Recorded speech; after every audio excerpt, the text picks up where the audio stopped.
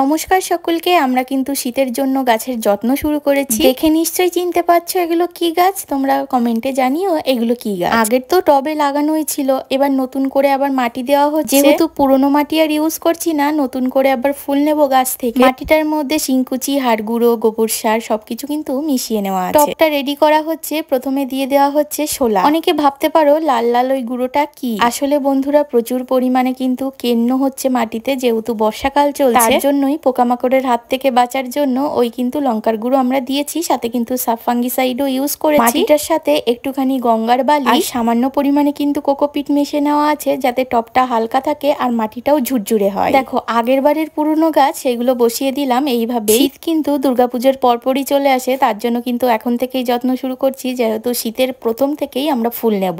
এইভাবে কিন্তু বৃষ্টির মধ্যে 2 থেকে 3 দিন রেখে দিলে আবার কিন্তু গাছ সুন্দর হয়ে উঠবে। তোমরাও করে ফেলো তাহলে।